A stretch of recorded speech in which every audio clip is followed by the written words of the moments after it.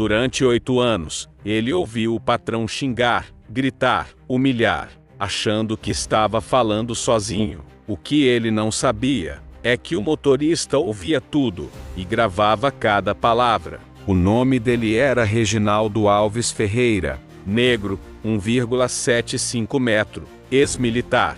Postura impecável, mas hoje, ele usava terno simples, sapato limpo e dirigia o sedã preto do senhor Alfredo Mesquita, dono da Mesquita Indústrias, um império no ramo químico, presente em 3 estados brasileiros. Reginaldo não falava muito. Era motorista executivo de Alfredo há 8 anos, e nesse tempo, aprendeu a desaparecer dentro do carro, ou melhor, aprendeu a ser ignorado, porque Alfredo era do tipo que falava demais, principalmente no carro. Era ali que traçava planos, fazia ligações, mandava áudios para a amante secretária, esculhambava concorrentes e, de vez em quando, humilhava Reginaldo só para se sentir mais homem. Acelera, crioulo.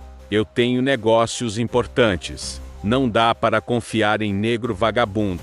Você é da Bahia? Reginaldo mantinha o olhar no trânsito. Sim, senhor.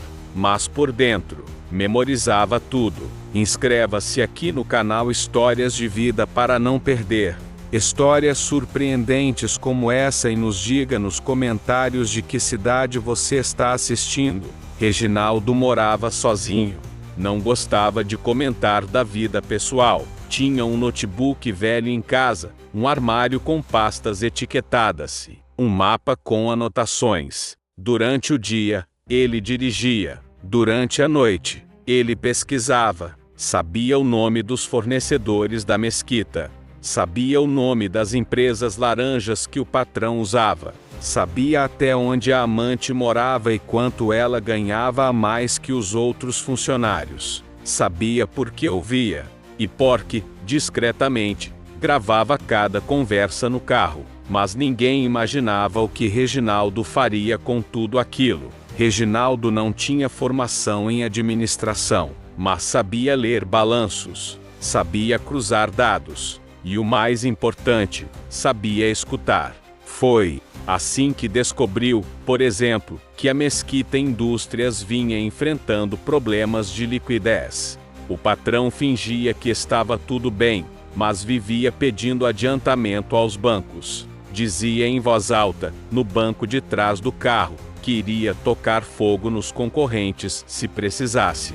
Reginaldo ouvia e anotava cada número. Foi também num dia qualquer que ele ouviu Alfredo dizer, quase rindo, que ia fazer uma jogada com ações para derrubar um sócio.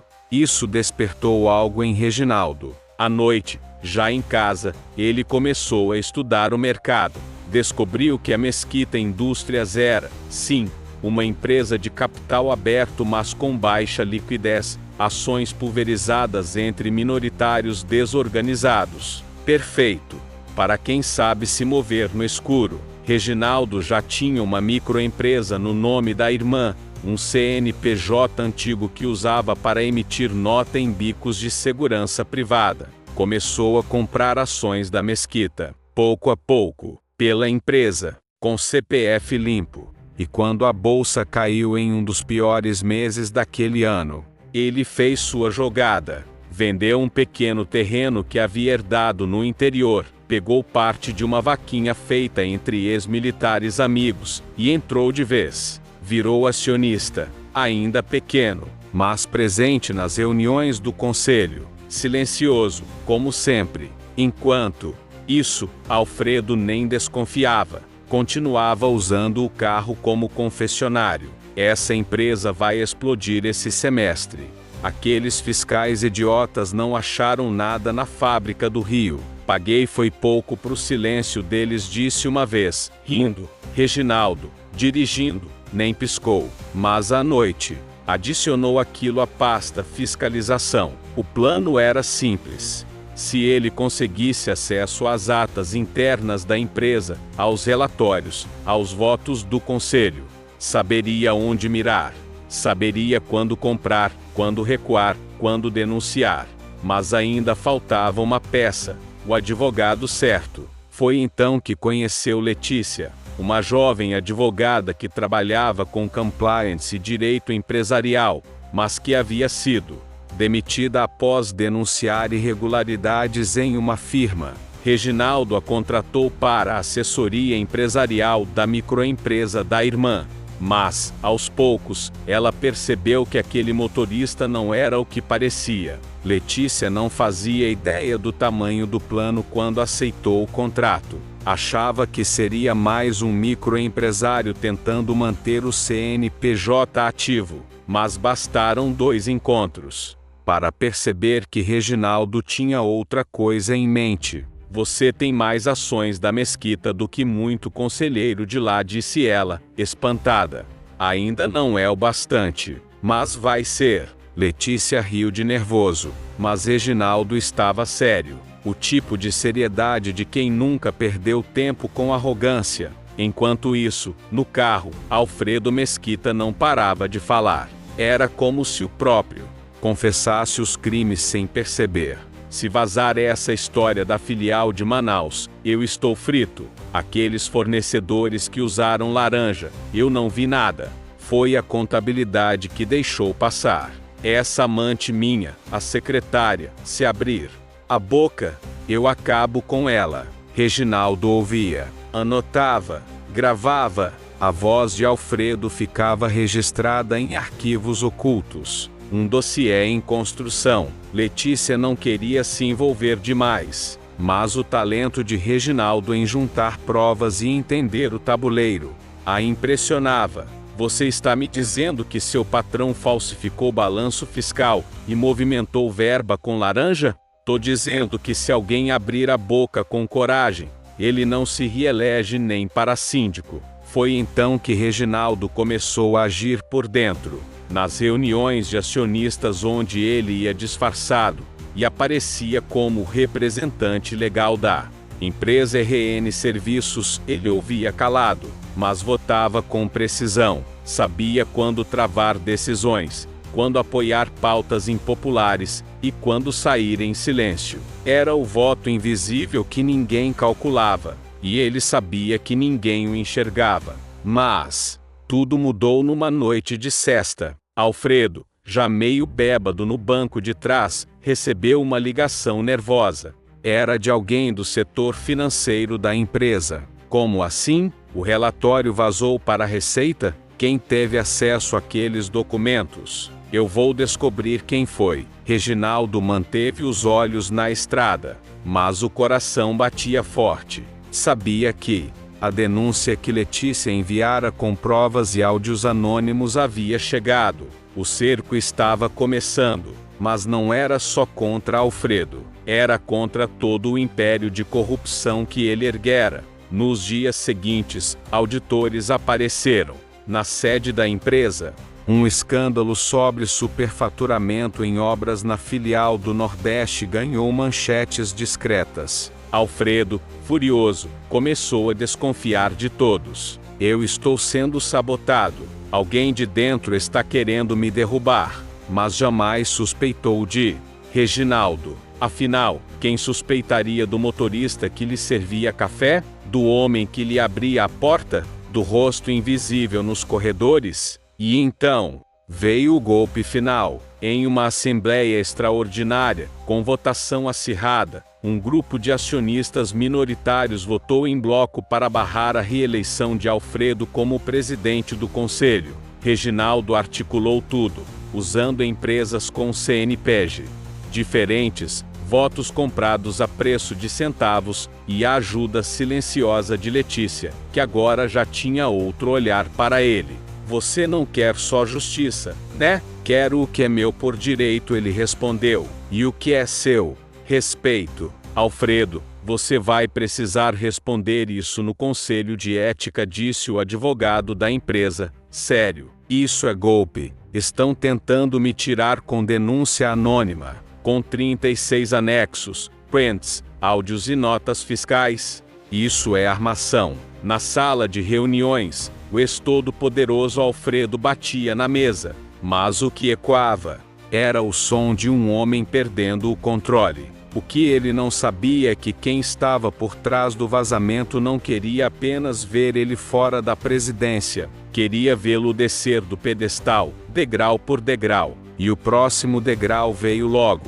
A Receita bateu a porta. Pedidos de bloqueio de bens começaram a chegar, e jornais começaram a publicar, aos poucos, trechos do dossiê cuidadosamente vazados por Letícia, sob comando de Reginaldo. Enquanto isso, no banco de trás do carro, Alfredo gritava ao telefone com aliados políticos, com a amante, com o contador, mas nunca desconfiava do motorista à frente, até que um dia ele desconfiou. Foi numa noite chuvosa. O clima dentro do carro era tenso. Alfredo, exausto, abriu um vinho na garrafa térmica, como fazia escondido, e murmurou: "Sabia que tem gente que se cria e te trai, e tem gente que se ignora e te destrói." Reginaldo fingiu não ouvir, mas os olhos no retrovisor diziam tudo. Alguns dias depois, veio a bomba.